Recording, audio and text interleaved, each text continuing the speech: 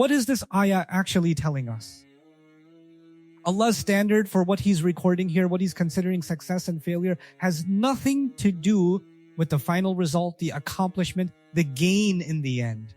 Because the gains, according to our worldview, came from God.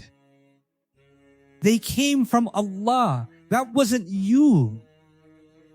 The result was never you. The result was Him. The only thing that He left to you was effort. The only thing He's scoring, the world is scoring results. He's scoring effort. What an irony. Fine, and human beings will have nothing for their benefit except what they have made efforts towards. Allah says that human beings will get nothing except what they strive for. I have always taken this ayah as my guiding light, telling myself, get up, keep striving even though I feel uncertain. It will happen because Allah said so.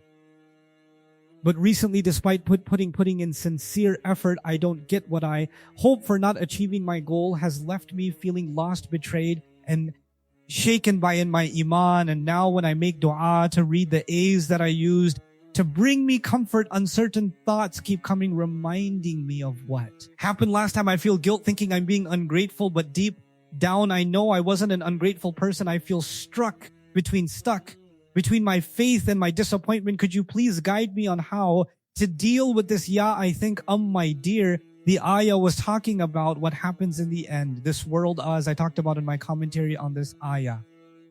This world measures success by accomplishment and outcome. That's how success is measured. So if you made a lot of efforts towards something, that's great. But if you made a lot of efforts towards something and it came to no results, then you're a failure. Simple, you kept trying and trying and trying to make it to the football team and you didn't get picked. You're all that training, all that hard work, all those trials, all the tryouts, all that failure. None of that counts because you're a failure. Two people went into an election. They both spent tons and tons of money campaigning, advertising, talking to people, constituents, this and that. Exhaustive amounts of work. Only one of them wins. The other one, that entire effort is a complete failure. It was a gamble. You lost the gamble. Too bad.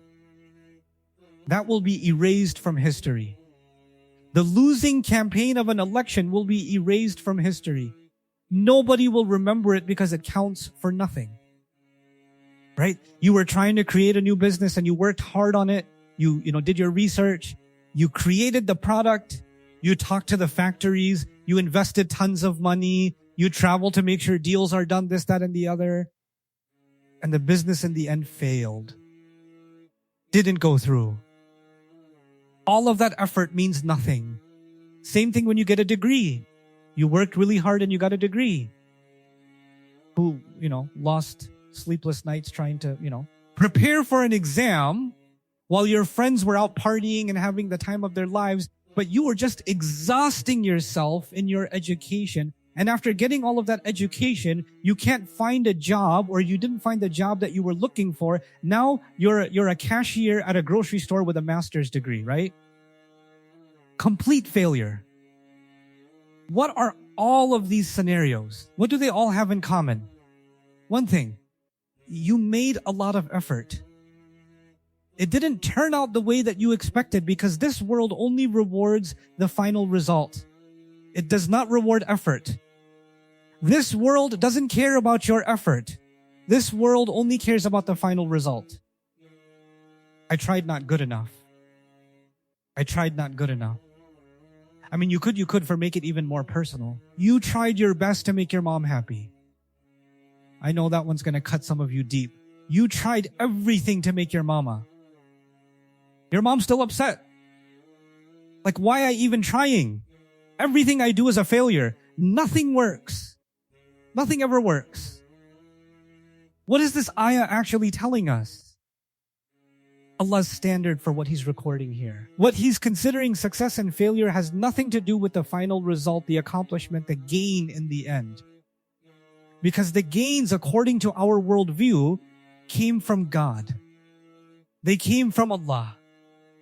That wasn't you. The result was never you. The result was Him. The only thing that He left to you was effort. The only thing He's scoring. The world is scoring results. He's scoring effort. He's not scoring results because He controls the results. Allah controls them. That wasn't us anyway. So you're apparent, like Muslims lost in they won in Bad. They lost in but. Those who died in O are talked about with more accolades in Ali Imran than what's talked about in Badr.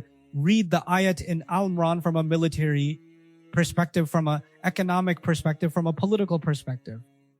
Those lost lives are a catastrophic failure. They're a catastrophic loss for the Muslims, and yet Allah is describing that as an enormous amount of success, and they're congratulating each other, and they're waiting for others to join them. So the ayah isn't talking about keep on striving and you'll see results. That is your misinterpretation, my dear. I know this ayah was a golden star for you and it was your guiding light that keep on trying and you'll see results. That's not what this ayah is saying. The ayah is saying life is short. You're going to be alive one day. And tomorrow, 10 years from now, 50 years from now, or 100 years from now, you're going to be dead. And looking back, whether people look at your life and say this was a success or a failure won't really matter much. But the only thing that will matter when you are resurrected is what effort did you put in? Did you actually try to do? Right?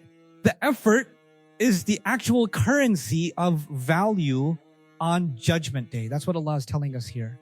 And effort is directly related to intention. Why I'm making efforts towards something? Because I intend something with it. So like the purity of effort and the intensity of effort directly speaks to the purity of your purpose and your intention. So the more effort you have, the more purposeful you are. And that's all that's going to matter on Judgment Day, right? And what's wild to me about all of this, because that's about the afterlife. What's wild to me about it here in this life is that the more focused you become on effort, something Allah does that's remarkable, like I'll leave you with this one example of it. 950 years of what results or lack of results? Tons of effort. More effort than anybody else in history, right? Longer effort than other prophet in history. Longer effort, sustained effort, but worse results. Some of the worst result scores of any prophet in history. What do we call that? Why is the Quran highlighting him in a way that it does, right? Just to get this one point home. I just want to see effort. Allah is saying, I just want to see effort. You're saying to yourself, I just want to see results.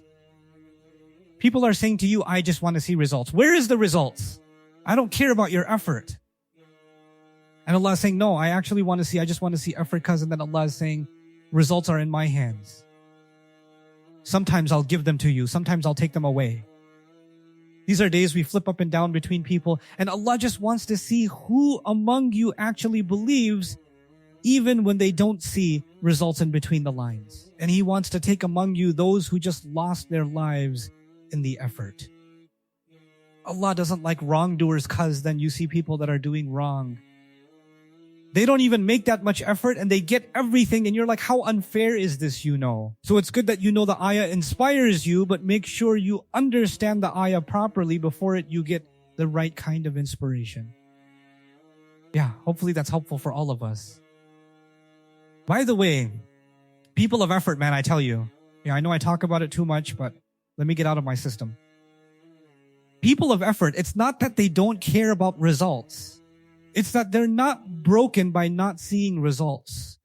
They are sustained by effort itself. You know, those of you that like work out and exercise or whatever, the fact that you finished the exercise, the fact that you did the exhaustive work, you didn't transform yourself completely yet, but there's a motivation that comes inside you and you're like, this itself is worth continuing, like this was a successful day. I'm not looking at one day when I accomplish the end result of my goals. Like today was successful. Today I made diligent profound effort. And that is worth celebrating. That's worth celebrating. It's those wins that actually make the mindset so strong, because then you're not living in the future and you're not living in the past. Oh, I didn't accomplish this and I'll never accomplish that. You're actually living in the present. All this mental health stuff today talking about living in the present. And Islamic code is actually embedded with alhamdulillah right now and effort right now. It makes you live in the present. It makes you fulfill, live life to the whole. So, and outside of that, not only are you spiritually missing something, even psychologically, you're just breaking yourself. I'm breaking myself if we don't do that. So, let's become people of effort and celebrate it. Okay, I'm all done.